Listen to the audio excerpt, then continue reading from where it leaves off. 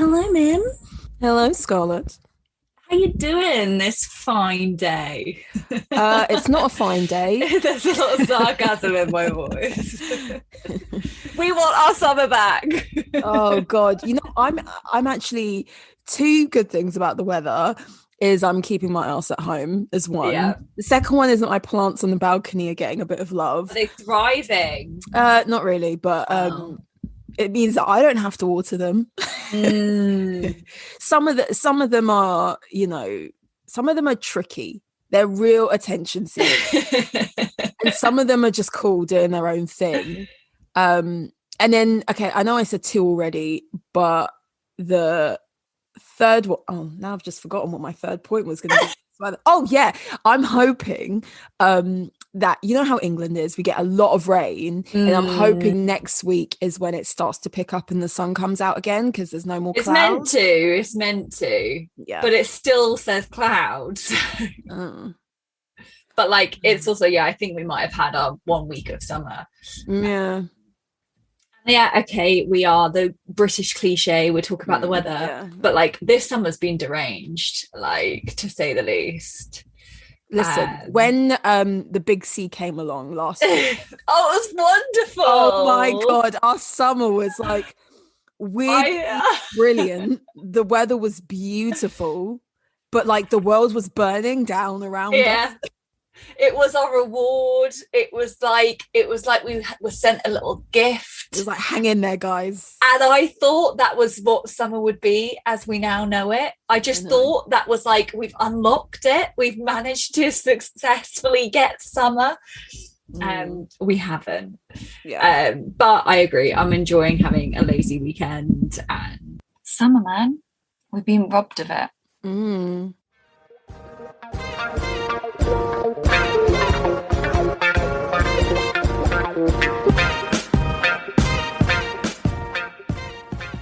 We interrupt this broadcast to remind you, go follow us on Instagram, StyleOverSubstancePod.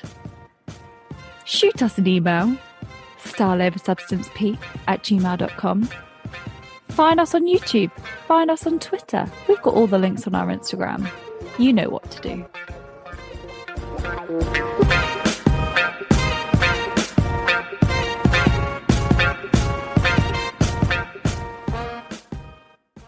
So let's go into it. What is my fashion story?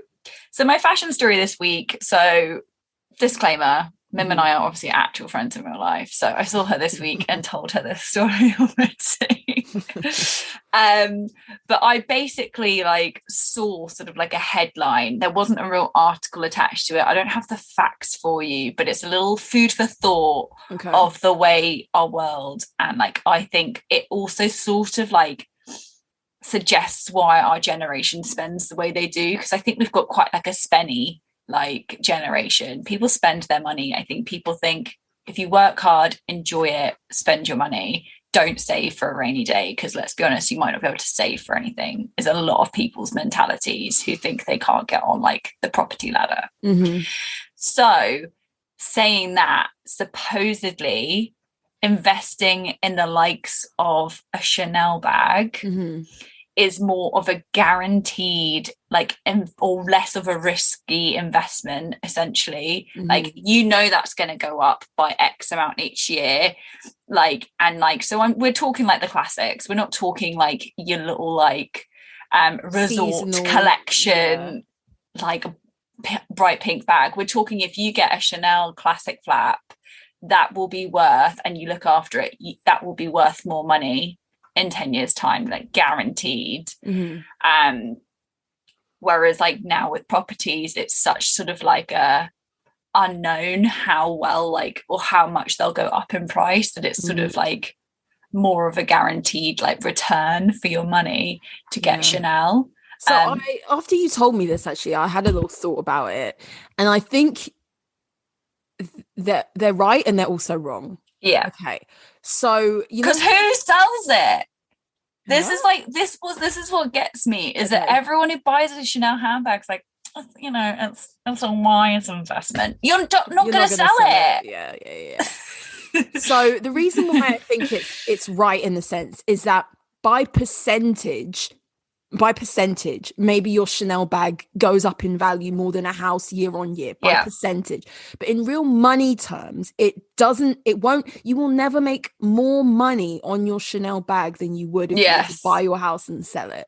True. So that's one thing. Second point that I think is a bit contentious about Chanel bag, as you've alluded to, who's actually buying the bag? It requires you to sell it, sell it, but also and barely use it. Like you have to have, that's got to be in good condition you have to really resell. baby the bag. And there's been so much talk for those of you who own and who are like proper Chanel lovers. They talk about how the build quality, the quality of the actual bag now is not as good as it was, let's say 20 years ago. And so that's going to play into it. The reason why the value of the Chanel bag goes up year on year is because if you take care of yours, Chanel increases their prices by quite a high margin year after year. So your secondhand one is always going to appreciate because like just it's more expensive to buy it new, so people might turn to secondhand and buy your secondhand, but you can kind of command a higher price for it because of that. But what if like you have one that you bought 1 or 2 years ago and the gold hardware is rubbing off and the stitching's not quite on point? I mean, I've seen YouTube videos of people who have bought like that the chain tarnishes and stuff like that. And like I saw one where the stitching wasn't straight. So like with the stitching where the zip bit has to be parallel with the zip essentially, because and it was a bit wonky. And if you've got like issues like that, then I don't see how. I mean, you can sell it online, can't you? And the customer's only going to know once they get it. But I don't see how that is going to keep its value as much as something that's built in a much higher standard. Don't ever buy don't fashion. Convince yourself that like I really hate it when people think like it's an investment. Like I think they're kidding themselves, because like and granted, of course you can always sell it on, but there is no guarantee that you will get like your money back essentially. If you kept your Chanel bag, like if I got a 2.55 tomorrow or a classic flap, I could, and then like sold it in 5 years and it was pristine, I could probably get my money back. But that's 5 years on type of a thing, or 10 years on, but that's also then not using it. And you know what, if you buy it, use it. Don't let it sit in a cupboard for the day you might put it on Depop. And also we've talked about this before in a previous episode about buying and reselling and whatnot. Like, don't buy something because you feel like it's you need to sell it. It's like, I'm buying this because it's a classic and I can always sell it and it's never gonna go. No, buy what you like, and buy what you love and wear it and use it. And if you like, don't get me wrong, when I've been hard done by, I do sell my stuff. But I'm like, it makes sense for me to. You didn't buy the stuff with the intention to do that. Yeah, exactly. It's like it's a hard one, guys. Don't fall yourself unless you have an Hermes bag. Let's not. But on the topic of that, we will post the image I sent to you of the well and truly using what you have, Mary Kate Olsen battered Hermes bag, her battered Birkin. It is battered. So use it. She's loved that bag. You said you thought she probably took it clubbing or something. It looks like she dropped it. Looks like it's been through the car wash. She I don't know, left it with the toilet attendant when she went to take a piss. It's absolutely ruined. But she loves it and she still wears it. You go for it. What's your fashion story? Okay, so I've got actually a couple again. So one, do you remember Frank Ocean? Of course. Yeah. How's he doing? He seems to be doing all right. He is launching a fine jewelry brand called Homer. I love the name of it. Love the name. Very ancient Greek. Yeah. And there's been teasing a collaboration with Prada. And so that's I love that. I've seen images of the jewelry and it is quite cool. It's to someone who like wants fine jewelry, but it's quite different, quite funky, quite original, not boring at all. There's going to be lab grown diamonds. So it's like 24 karat gold, repurposed sterling silver and lab grown diamonds. And I think it's cool. I think also this is definitely in keeping with this week's topic. Yeah. But I think that we are seeing, thanks to the likes of like, let's say Kanye and like Rihanna, seeing more celebrities feel like they can go into a more luxury space and try their hand at that. I would honestly, if I had the money, I'd buy something because some of the pieces are quite cool, and I think they're not gimmicky because they are fine jewelry. Yeah, you know what? A few influencers I follow like will bring out collections that are like in collaboration with people with a higher price point than maybe I would normally shop at, or like that is probably thought to be strategic in terms of like, say they've got 1 million followers.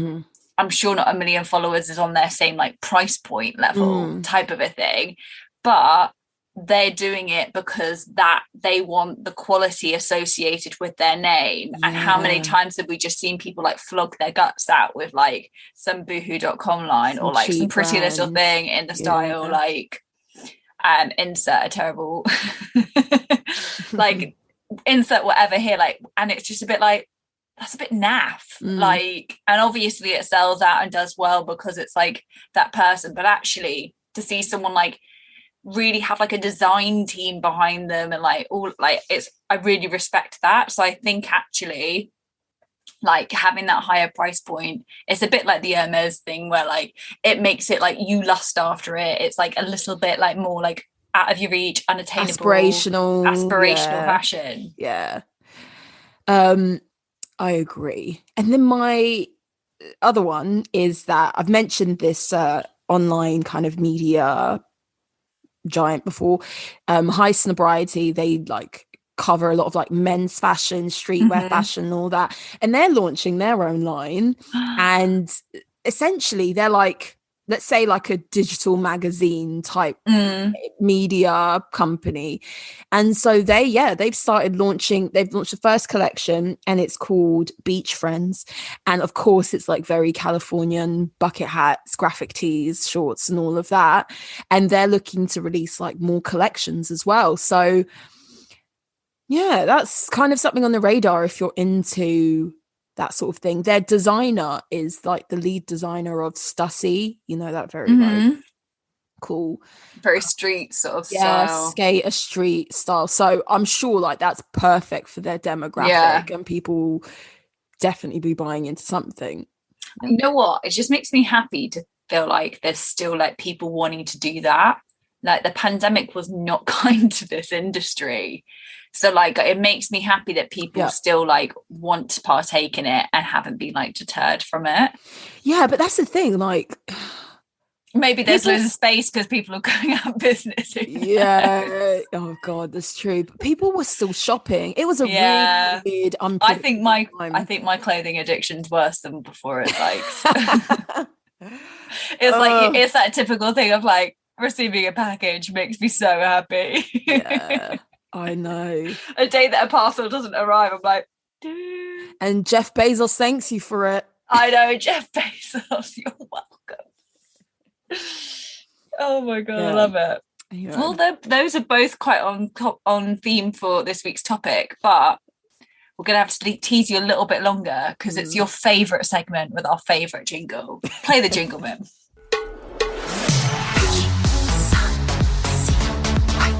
It's our island fashion alert. Our island fashion alert.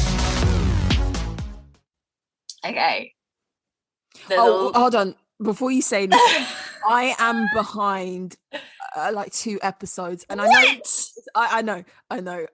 Last week you missed all the best. I know.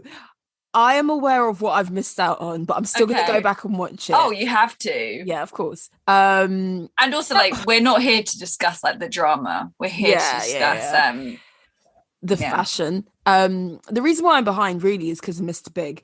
Like, I was ready to watch it, and he hasn't been around to, like, you know, and every time I do sit down and start watching, he falls asleep. So so that's why I haven't actually got caught up to date. But yeah, go ahead. What is on right?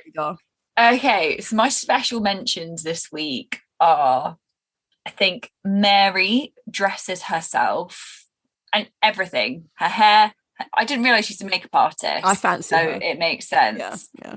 But like, she does her makeup really nicely. She's also got a great canvas already. She, like, what we said last week, that we want a head to toe look, is sort of what she delivers. Granted, it's kind of the same hairstyle that every time, but she's trying to look good, like, in every aspect. And I appreciate it. I think she dresses her figure amazingly. Like, she really, like, oh my God, she just goes for it. I love it. And then I'm just gonna mention Millie again. First of all, she's handling herself really well. But she's almost like the opposite, where she's very low key. Like, she doesn't really do her hair. Like, often it's in just like a little like bun at the back, or a little ponytail, or like she hasn't volumized it or anything like that. But she just looks really natural and just kind of lets like her dress and her figure do the talking, and she just always like goes for it a bit. Yeah, that's the thing with Millie. I've said for a while, like, I think she's arguably the best dressed. She has a sense of style and doesn't look like she's trying too hard. It's what we would all strive to want to look like. I know. She's giving us effortless, but still looks really good, and I like that. I mean, she obviously, they're all wearing like fast fashion and more or less wearing clothes from the same brand, but she's, I don't know, she's like pulled away from the pack a little bit. I think she's picked like just slightly different stuff. Like, she's always like, I think it helps that like she's got this like I think maybe because she's not got fake boobs, I don't know, but she looks much more demure than like a lot of the other girls. But I think also it just might be like her or whatever. But yeah, who else have you been appreciating there? For me, it's just those. Like, I think Mary's gorgeous, and I think Millie's really well dressed. I do have some statistics. Okay. We've had a lot of talk about sponsorships and things, and I finally found some concrete numbers when it comes to Love Island. So this is based on 2019's Love Island and also this current season that we have. So at the moment this year, they have 9 official partners bringing in 12 million. Right at the beginning of the season, they brought in 12 million pounds on, you know, these 9 official partners like bidding to become official sponsors. And a 30-second advert costs, you know, Just Eat or whatever, costs them about 100k for a 30-second spot. We have this year about 5.9 million viewers, and the age group is about teenagers to about 35, I believe, from what I can remember. And so like that demographic is like prime like advertising age. Like receptive. We're just like, oh my God, I want it, I've seen it, I want it. Exactly. So this, okay, I found this kind of funny, but you know, I saw it first. They have been sponsoring Love Island for a few years now. And the year that Molly May was on, 2019, they made a custom dress for her.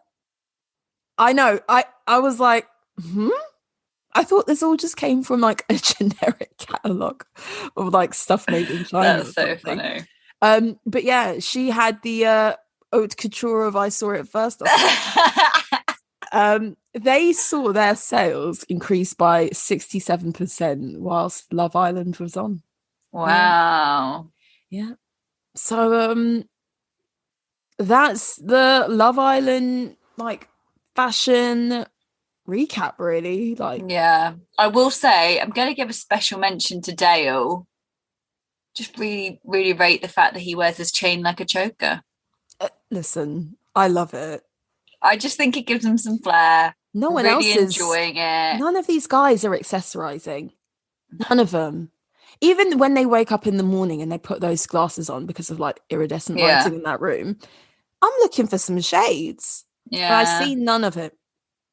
I will say as well, Teddy, I don't think you'll have seen the episode if you're too behind, but Teddy wore like an outfit where it was like, it almost was like a co-ord where like his shirt and his trousers were the same colour. So it wasn't patterned co-ord. Yeah. It was like colour blocking. Yeah, it was like a colour blocking, but like, I sort of dug it. I wasn't sure if I was like, is it a bit like a uniform? But then I was like, actually, he's quite a cool guy. So he pulled it off pretty well. Like it looked very sort of like retro. But yeah, they do need to step up a little bit. But you know what? As we approach the final few weeks and they have sort of more of those like the final dates, the sort of like that dinner, I think that's where that's our like moment, I hope. Oh yeah. I'm hoping for some glamour, but it's not going to happen.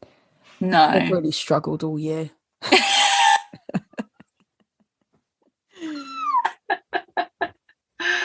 I love it. Right, on that note, moving on to the main topic for this week, which is celebs turned designers. I don't know why I said designers, so weird. But yeah, after seeing that picture of Mary Kate, we were like, you know what? We should talk about when a celebrity becomes a fashion designer and how that works, is it successful, and all of that. Yeah.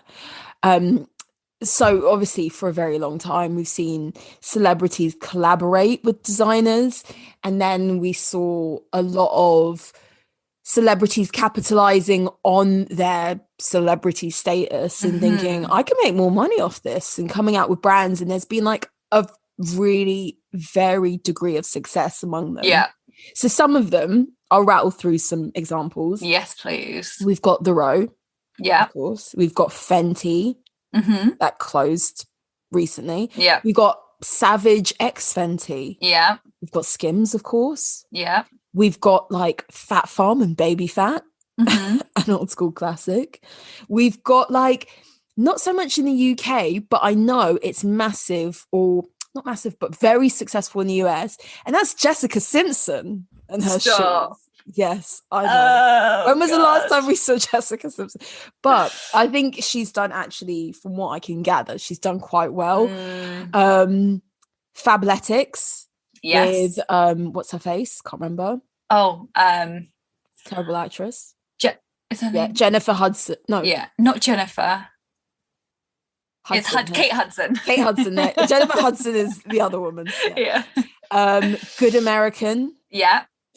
Ivy Park. And then I didn't know this, but Emma Ratajelski has a swimwear brand. Yes, she does. Inamorata. Yeah, I mean, her body sells anything, surely. So it's the body, isn't it? Yeah. And that's all I could remember off the top of my head. Well, then you've also got Drew with Justin, Yeezy. Oh yeah. Then we've got VB. She's a celebrity. Oh, sorry. Yeah, I do have more. Further down my page, Victoria Beckham.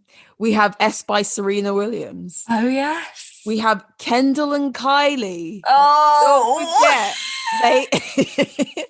They have a brand too. That family has so many brands. I know. They like default. Oh, well, then we have to talk about Rob's sock line. Arthur George.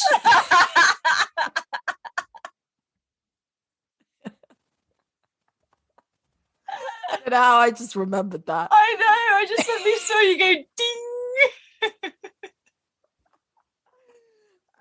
ding. Heidi Klum Intimates, which is a legit brand. Oh no, I like it. She took over from Elle Macpherson Intimates. Yes. But it's no more. And that was some good lingerie. It's still around. It still sells. It sells in Selfridges. When I was working in lingerie. Yeah. I can't find it like online anywhere. Really? Well, as far as I know, when I was working in lingerie, we used to sell them. It's also partnered with like a bigger company. But still, it's you've got Alexa Chung. Yes, those UK people. She's still doing her thing.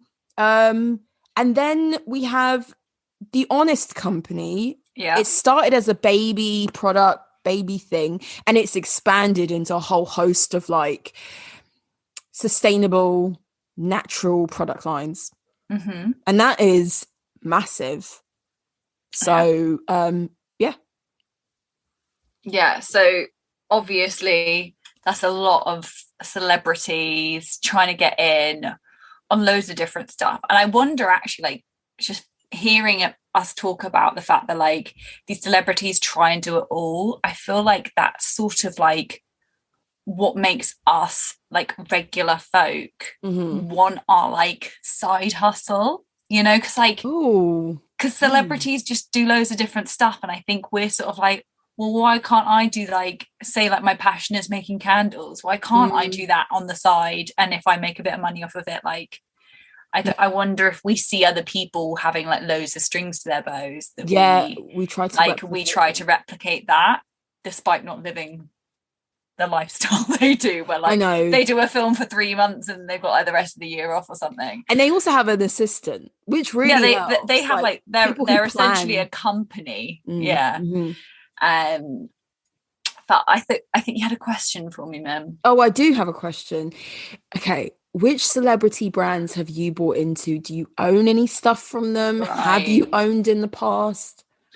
So I think the only I do have Heidi Klum intimates and Elle Macpherson intimates. They're very good, and they're good for sort of like bras for sort of like bigger boobs that like aren't mentally large. Like, do you know, when like if you're sort of on the larger size, like it looks like a hammock or just something, like it just, the design of it is literally built to sort of like as a structure. They're still attractive. Like, I'm a big fan of bras with little padding. So like, yeah, I just really like their underwear. That's sort of probably like the first like nice underwear I probably bought into, and I've still like got some of them going strong. They're a bit sad now, but which is why I want more. So I've definitely bought into that. But I wouldn't say I was enticed by it being a celebrity brand. I was enticed by the fact that like it was good underwear. And then I think really the only thing I've been suckered by is Kylie Cosmetics, which kind of isn't clothing, obviously, but it's a similar vein thing of. But again, I will say that like obviously before I bought into it, I didn't know if it was going to be like quality. But I will say again, like, it's good stuff. It's not like some little gimmick where she's playing with makeup. Like, it's good makeup. It's lasted me well. Like, I will say, like, I can't critique it. How about you? I used to own a pair of baby fat trainers. I remember very well. What else? Oh, besides those, I can't really remember. I mean, unless it's in a shop where I can see it, I don't think I've seen a celebrity promote something online or on the TV and thought, oh yeah, I'm either really into this this celebrity that I want to support their brand, or I'm genuinely interested in buying their product over something on the high street. I don't think, besides Ivy Park, but again, you can go into Adidas, see her stuff, and I've seen a lot of just like normal people buy into it. And I did want to get something from Ivy Park this year, but it's just it was expensive, so I was kind of like holding out, and then by the time you hold out, it's sold out. So it's like that went out the window. Are there brands that you've wanted to, but maybe like is a price point thing? Like, are there things that you lust after on that list? With the brands that we've like rattled off just now. Oh, okay. So I've always been curious about, well, Fenty savage, but that's because they have aggressive marketing online. Yeah, they do. Their Instagram, but also they always show you like the best stuff they have on Instagram, and then you click and you go and see if it's available, and it's already sold out. They're telling you what their best seller is, essentially. Like, yeah, I find their marketing is aggressive. Yeah. What else? Who else? I don't really go to the gym, so things like Fabletics isn't for me. I'm not going on holiday, or am I built like Emily Ratajelski? So, you know, Skims to me is like, I think I would, if I wanted to spend that amount of money on undergarments, I think I'd go to Wolford's. Go for nicer stuff as well, though. Yeah, or just loads of other brands that do that sort of thing in a wider shade range. You know, there's like loads of other brands who are doing it before Kim. Yeah. Good American, you know me, I don't like tight jeans, so that's not for me. The Row, let me tell you something. If I had money, yes, I'm buying something from the Row, because it gives me rich lady vibes, and I really think like it looks like quality. Yes. So, but that's if I have a casual £3,000 for a bodysuit or something. Yeah. What about you? What have you been lusting after? A particular, like, have you seen a celebrity and been like, I would legit buy something for them because it is them, or because you've been swayed by the marketing? I think marketing wise, for sure, like you said, the Savage Fenty, and maybe like the Yeezy hype. Like, I wouldn't say no to a pair of Yeezys. He does have original designs, I will say that. Like, and I'm just talking trainers. I'm not so bothered about the clothing. It's a bit like Skims, if I'm honest, at times. Like, I have also bought into Victoria Beckham Beauty, so I don't know if that's kind of. And I will say again, like, it's very good. Like, it's got an expensive price point, but like, it is good makeup. Okay. I super like. It's controversial, maybe. I really respect Victoria Beckham in like the fashion game. I actually think like for her to redefine the fact that like Spice Girls is one of the most famous bands like to ever walk the planet, like especially for our age group and whatever. And the fact that like actually she's probably now more known for being a designer. Maybe it helps that she's not doing loads of like the reunion tours or whatever. But like, I actually think she's got a great eye for fashion. I think she's like, I would definitely buy stuff from there. It's maybe not my style, but I actually really respect her as a designer for sure. I'm not so fussed about Stella McCartney, but yeah, the Row for sure as well is like, it's the chicest of the chic. It's super luxe. Like, I almost feel like the Row is like arguably more expensive than like Chanel or like it's on a par. It's super expensive. It's super luxe. You kind of can't, like, it's not really advertised. It's just, if you're a fashionista, if you know, and you like, I agree. What do you think about when it comes to these celebrity brands, their advertising techniques? Because they used to be quite corny back in the day. Like, okay, like, don't get me wrong, I love a bit of Paris Hilton. I do. I know this sounds ridiculous. She's got her cooking show, if you watched it. I watched the whole thing, like, in one sitting. You're behind a Love Island, but you watched all of that. Good. Because my love for her runs deep. Like, don't get me wrong, I've never bought a single Paris Hilton thing, and I won't be buying any of her tat. But she is like, it helps that she's an Aquarius who's born the day before me. Like, we share that. But she is one of those people that she's so easy to take the piss out of, but she knows she's batshit crazy as well. Yeah. But undeniably, we all know that like she's come from immense wealth. Yeah. But if I don't know if you know how many perfume launches she done. And how much she works. The amount of products and the this hair girl launches. Yeah. And the hairstyling, which is supposed to be massive in Asia. No one works harder than Paris Hilton, I'm telling you. She works so hard. And she's like, you know, those celebrities who, like, as I said, Jessica Simpson, you were shocked that her business is actually a legit thing. Still going. It's still going and it still makes money. That's Paris. You'd be surprised how much money she's made. Oh, I watched her documentary. If you haven't watched that, you really should. I've seen it. So, of course.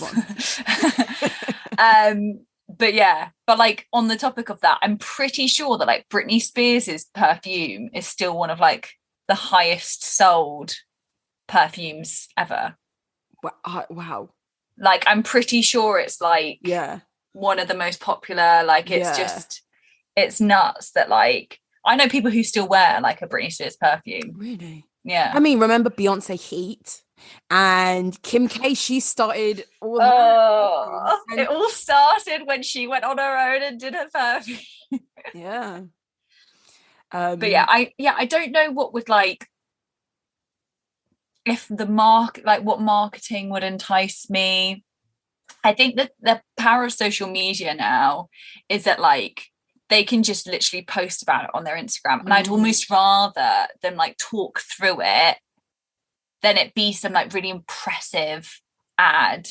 Like I'd almost rather see like someone pop up that I like and they're like, oh, hey, like I've got this jewelry line coming out. Let me show you the pieces. This is actually what I'm wearing right now.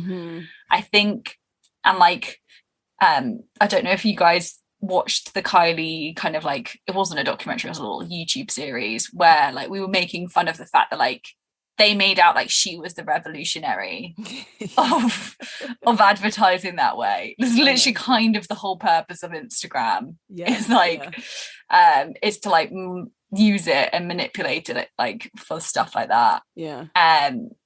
But yeah, I kind of do like that approach. I find it more like I don't feel like I'm being sold to, even though of course I am. Like I actually think that like probably draws me in a little bit more, that I'm being spoken to on a level. But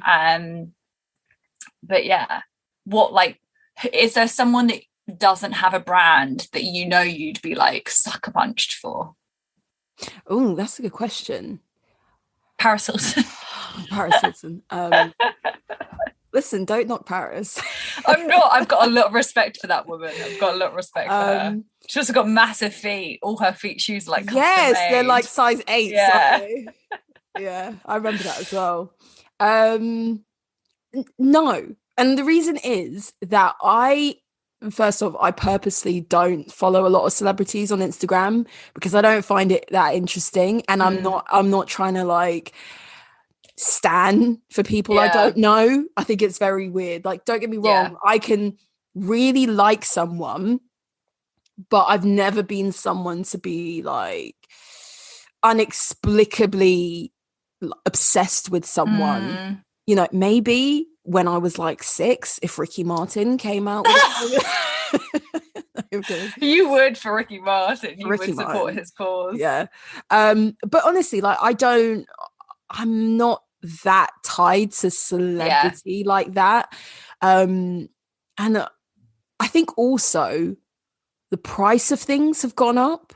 Like if you look at Justin Bieber's Drew line, stuff's not like cheap. No. And I think there's always like cheaper options and alternatives, or as I said, you can go into the high street and actually suss out the quality of other brands and whatnot. I don't know. You know what? I will say, as before, Frank Ocean's jewelry line, if I had the money, I'd definitely check it out because it looks like a legit brand.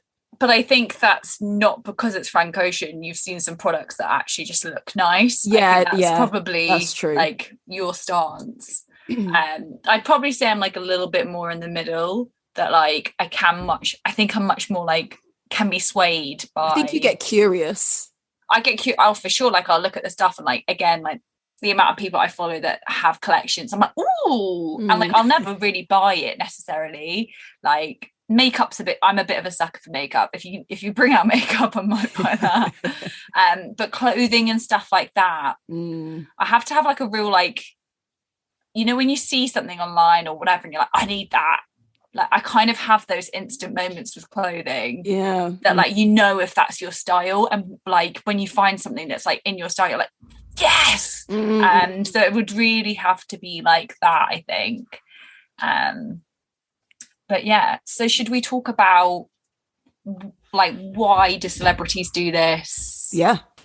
all of that stuff. Like, does it survive? Clearly it does for Jessica Simpson. Yeah, so like the obvious reason to start a business, a fashion brand in particular, is because you have a massive cultural influence. You already have this inbuilt following. People are following you because of the way you look. Essentially, you can be really talented, but if you're good looking and well dressed, that is people want to be you. People want to imitate that, exactly. And so it makes sense. Like, let me just bring out some clothes that is in my style, and people who want to be like me can directly buy into me, and you know, so that's the thing. And also they can make money flogging stuff that they don't necessarily wear themselves. Like, they don't have to commit to wearing their brand all the time. They can just like do a few photo shoots and stuff. So it's really kind of, I don't want to say it's easy, but it's like easy money in the sense that, like, why would they not do it? I think very often it's easy for people who, like us normal people, to think, oh, they're going to do well because they're a celebrity. And that is just not the case. There's been so many brands that just don't last very long, either because like the celebrity, the steam kind of burns out, you know, or they decide that it's not bringing in enough revenue, or it just dies out and the brand's not that successful. Yeah, it's sort of like, it isn't a fail-safe business because like you said, it burns out, but like immediately it's like, it is a bit of a fail-safe that, like, for sure to begin with, it will do well. Like that initial launch month or whatever it is, like will do well because people are curious. People are a bit more like, I want to buy it, I want to support Justin Bieber, like I want to do this. But like, as time goes on, if the product's not very good, that dwindles really quickly. But also, I guess a hype around something can die out quite quickly. And you've really got to like be innovative, and you've really got to like actually have something worth buying into for it to continue. Yeah, like kind of a thing. But also, I think, like you said, lots of people just do it to flog stuff. It's like a very easy money-making opportunity. And I think you can kind of smell those. Like, I think you can tell those. I think it's quite obvious when someone's not really bothered by it and they just like do their token advertising for it. Yeah, like the Kardashian clan. I think like Kim's had a lot of companies and a lot of businesses and stuff. Me personally, I think KKW is a bit like that. Yeah, why did she come out with that makeup when she doesn't really like you can tell Skims is her baby. You can tell KKW is not like as much of a thing. Yeah. Was it appropriate really for her to bring out a makeup brand just after Kylie did? Probably not. She should have started riding the coattails of that? Probably. I think that you can tell when someone's like heart and soul is and stuff. And also, I will say, KKW I've heard much worse things about than I have Kylie Cosmetics. Like that original like contour stick that came out, people were like, it used to break, there wasn't much product in it, that kind of a thing of like, it wasn't revolutionary. Like the Kylie lip kits and stuff like that actually changed the makeup game. Like whether you like her or not, that was not something you used to be able to buy, that your lipstick and lip color were the same, and like you could use it to make your lips look bigger like she did, and it actually was the product that she uses. And like I'm pretty sure even still now, all her makeup that she wears on her face is her own brand, whereas I'm sure that's not the case like for Kim. I think so like with Good American also, because Chloe's like partnered with someone else, and I think, again, I don't follow her online, but I see a lot more genuine advertising, like constant advertising for it. That makes me think like, they've actually got like an office of people who work on that product development and all of that constantly. Like the stuff is not revolutionary again, but I think for me, when I can see an example of like, this is a business that's being taken seriously as a brand and a company, it feels a lot less like they're just flogging whatever celebrity status they have. Yeah. I agree. And I think that like it shows when people can't make it and stuff like that. But yeah, you can definitely, I feel like it's just this game now where like you're not just meant to have like, not meant to just be an actress. You're meant to like, you know, yeah, you have to be a mogul, you know. Yeah, you have to have like everything else going on as well. And sorry, go for it. Oh no, just one last example of how it's not guaranteed a success. You know, Rihanna has been incredibly successful over the past few years, now officially a billionaire and like amongst all her companies and brands and stuff. But her Fenty high-end designer line that was created in partnership with LVMH was closed. They realized it just wasn't gonna do as well as they thought it would in that iteration. But it doesn't diminish that other things can't work. It's like, it's not given. She's one of the most beloved people like on the planet. She is like Beyonce status. She's sort of like an untouchable, isn't she? Like she hasn't released music for ages, but people don't like berate her for that. They just like, you know, it's that kind of a thing of like, when she's ready, if she ever wants to, she's sort of managed to like be put up there. And so like, it's not that she's not popular. She's one of the most popular people on the planet.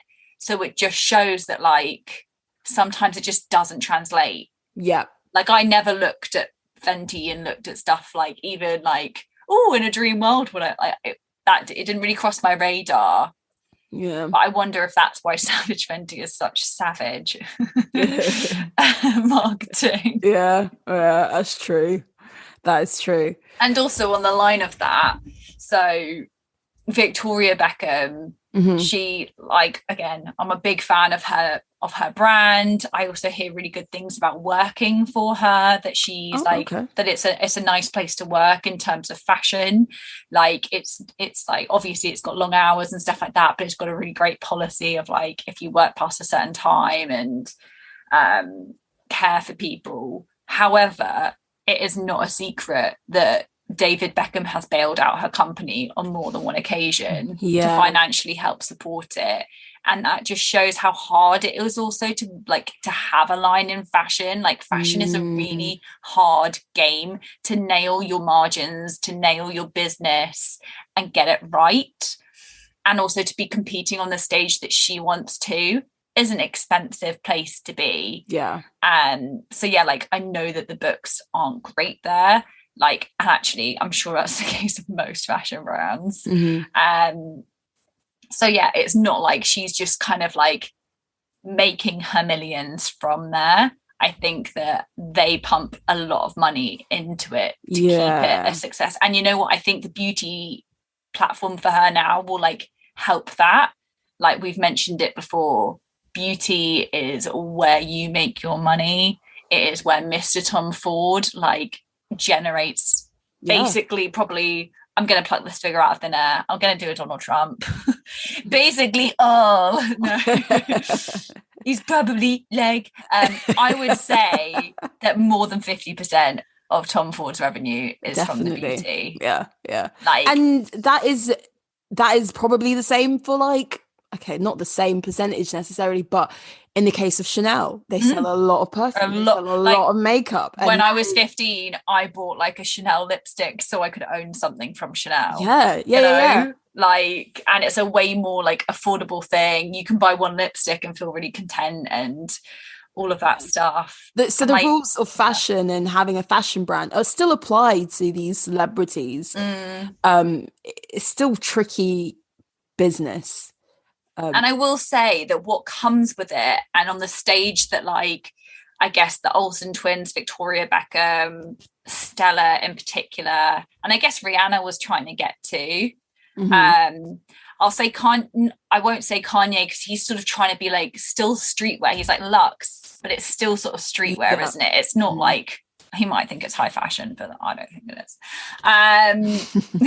Like it's like, don't get me wrong, he's doing it like, but he also, do you remember the line he had before that?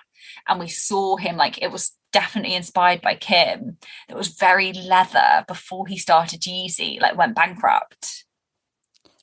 The leather one, like I don't know what it was called, but it like featured on Keeping Up. And like she turns up to the show and you can tell like it's around the time that they like are starting to like want to get together or whatever. Oh. And like he puts on this fashion show and she turns up and it's very much like he's trying to like dress for her or like that kind of style. And I'm pretty sure that company went bankrupt and then like he started Yeezy and it's a very different thing, obviously. Oh God, I can't remember that. Okay. But to be taken seriously in the fashion forum is not easy. Stella McCartney, it took her probably a decade, not only because it was vegan or like vegetarian fashion back then, probably more, but like because everyone was a bit like, you're Paul McCartney's daughter, like is this just your little hobby? Yeah. And like it's really hard to be taken seriously. Like I will say my mum's like such a naysayer for Victoria Beckham. She hates anyone who's like not aging like gracefully or like having a bit of help with their aging. Oh, I see. So like she's a bit like but she like she's like had to really have her critics. She has to like perform, like, you know, that kind of a thing. And there's a lot more there's a lot more skepticism when it comes to a celebrity brand because they think, oh, it's just a money grab, as we've mentioned. I know. Are you actually doing any of the work? Yeah. Are you designing anything? Are you just like outsourcing it? Is it like white label stuff essentially? The Row have actually won like the CFDA award 3 times. They're phenomenal. I actually just love that transition for them. It made so much sense. They were the most photographed probably twins. At one point we always saw what was going on with them, what they were wearing. And you know, Disney kids, like it goes downhill for most of them. You know? And like I just feel like it really makes sense. They've also got their other line, Elizabeth and James, which is also really good. Is like, it? Well, I think it's like it's deep. Like I appreciate the designs, you know. I haven't seen it, so I'm just not. I have one of the perfumes. It's a bit like a Tom Ford. I've seen the bottle. Is it like a brownie bottle? No, I don't have the bottle. I don't think anymore. Oh, okay. Okay. But yeah. I just really respect them. And the fact that like they were so notoriously famous, like forget Victoria Beckham, they were so famous and they just managed to really transition. And like the only way you pull that off is with hard work and it actually like taking it really seriously. Yeah. Another set of let's call them twins is kind of an example of how, because you are celebrities and you probably have more naysayers and stuff, you can find yourself in hot water more easily than if you were just, the brand was your face as opposed to you are the face of your brand. And that is Kendall and Kylie. They, a few years ago, do you remember when they started using like the images of like rappers on their t-shirt, like Tupac and Biggie and stuff, and they hadn't had permission from these respective states? But who is working for them that doesn't know that? Like that just screams like a Kris Jenner? No, like no. As a designer, I know that like you can't just put any, like even if you want that to be the background for your fabric, you need you have to have permission for anything. And on the stage they're on, like come on. Like know, it like they're not even allowed to post Pap's pictures, you know, because the ownership is of from the photographer. So like they should know this. Yeah, exactly. But also who's working for them, who's probably produced this line. Like it just sounds like a bunch of clowns, and we know that they're not putting the effort into that line. Oh no. Like we know that is literally just like they come in, they like say yes, no to some stuff, and then the whole line gets created, and then again they say yes and no, and that's it. Mm-hmm. Yeah. Yeah. So that's kind of like an example of when it can kind of bite you in the ass because you have such a big audience and everyone has their eyes on you and kind of everyone wants... And they are waiting, like we're waiting for them to fail. Yeah. Yep. So yeah, some brands that have kind of fizzled out, in my opinion. What do you think of Alexa Chung? When she first came out, I think she did some collaborations with somebody first, and I really liked it. Like she did quite a lot of like collaborations with people. She had her like Mulberry collab, didn't she? That was like the most successful Mulberry collab. She is ever. Mulberry. Like yeah. And then that inspired, I think, then the Cara Delevingne Mulberry collab. Oh, I don't like Cara Delevingne. I'm really sorry. I don't get the hype. Oh my God. Today, also this morning, I saw a TikTok of someone like rating Cara Delevingne's house in LA, and I was like, oh God, the interior is how I feel about her. Oh my God, I love it. But yeah, so I feel like that was a real starting point. I think she did stuff with Fred Perry maybe as well. Oh, okay. But yeah, I used to really rate it, and now I couldn't. It's barely on my radar. The only reason it has been is because like I've found a few people who like will say they're wearing Alexa Chung, and I'm like, oh, I didn't even remember. I didn't even know she was still around. Until I saw that and was like, oh, you mean like the old stuff? Because I feel like she almost didn't. She tried to have like a Topshop maybe collab. I think she did back in the day when she was massive on T4. She was the it girl, and I think she took over from the Kate Moss. I think. Yeah, she was. After Kate Moss, there was a range of it girls, and she was like one of them. And definitely Topshop collabs and photo shoots and things like that. And yeah, it surprises me that people still buy into Alexa Chung. She is in Selfridges, and she's been there for a long time, and she's also on the Outnet, but the Outnet is like past season stuff. Yeah. So, yeah, it really interests me. I'm amazed that that's still going, because she's also not got big bucks behind her, you know, like that has to be a financially viable business for that to still be going. That led on to a point that I just thought of, is that if you can keep your overheads quite low, even if you are a celebrity, and you've just like maybe like 3 or 4 people who work for you, one does the sourcing, one does the accounts, one does the design, like, and it's just a really small team. I bet you don't have to make that much money a year to keep it afloat, keep it as an income. I think what probably goes wrong with celebrity brands is the assumption that they're gonna do really well off the and trying to like scale it really quickly. Yeah, they try to. Yeah, exactly. And I think that's why, of course, I don't know anything about Jessica. No, not Jessica Simpson. The other Jessica Alba. Don't know anything about her financials. But like the Honest Company was definitely like started, I think, with someone else or another kind of partner brand or whatever, and it wasn't like, this is Jessica Alba. It was like, this is a brand, a legit brand. It's like a thing, and let's like, it was all about being clean and transparent with what like is in the product, caring for your children and what's in it, and then it like transcended into beauty as well. Yeah, exactly. Like she's like the non-pretentious Goop. That's a good point. Yeah, with clothing as well. Yeah, I think Goop has clothing, don't they?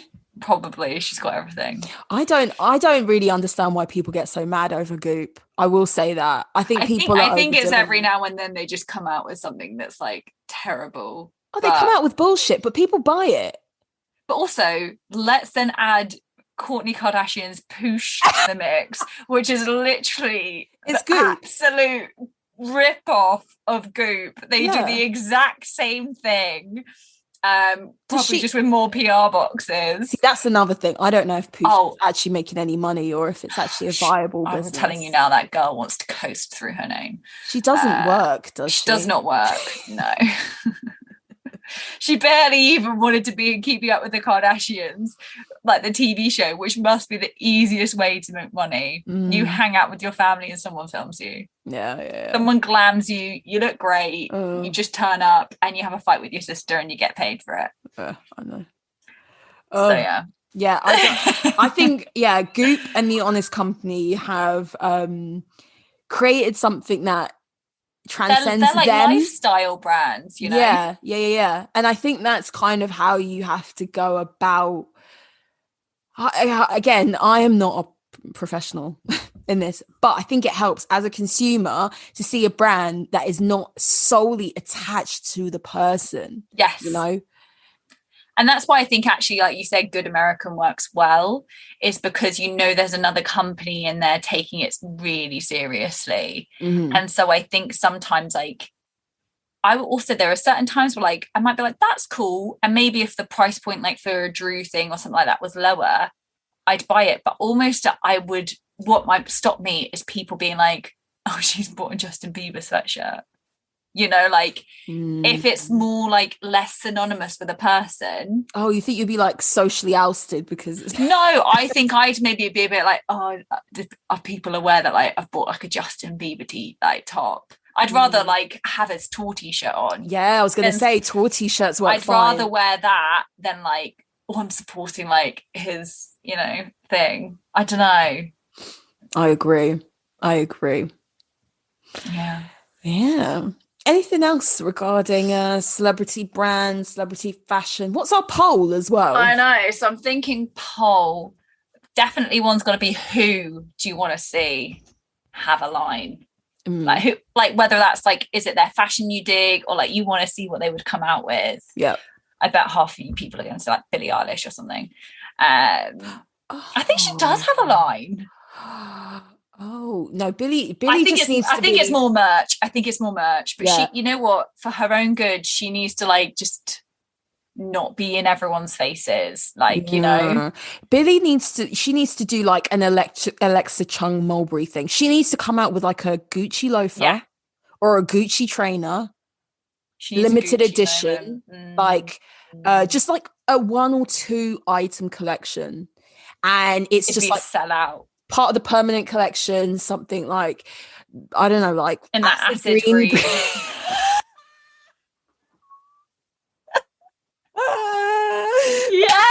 Acid green at the same time. I mean, never happened on this podcast. Love it. Oh, so Gucci, you're welcome. Copyrights to us. Yeah. It's probably already in the works. Okay, I've got a question. Say in a parallel universe, our podcast was massive. It was like Rogan's, yeah. What merch would you like us to do? What, as a poll? No. Or me? I'm asking you this right now. It's difficult because the obvious is just to go for some slogan t-shirts with some really funny quotes from it. Yeah. But then I will say I really enjoy the podcast Shagged, Married, Annoyed, and that's kind of what they've done. And I would never walk around with that t-shirt on outside my house if I bought it. Also, I don't listen to that podcast, but you know, I've seen them and they don't seem like people who I want to wear fashion advice from. Well, no, but like it's not fashion, it's like it's a graphic tee. Okay. And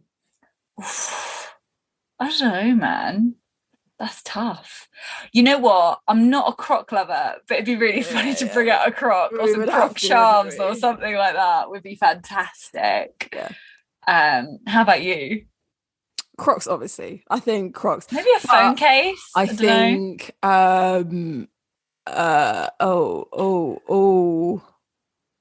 It would have to. Oh God, this would be tough. You know, because you want it to be a bit funky. Yeah, it would have to be fun.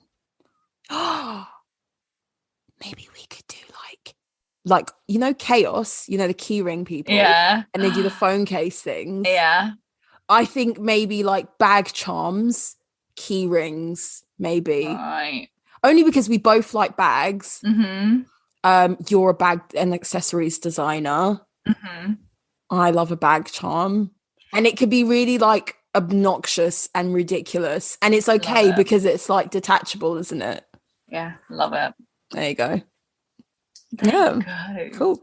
Do you have any other poll ideas other than who do you want to see have one? Who do you want to see come out with their own line, and which celebrity brand have you bought into?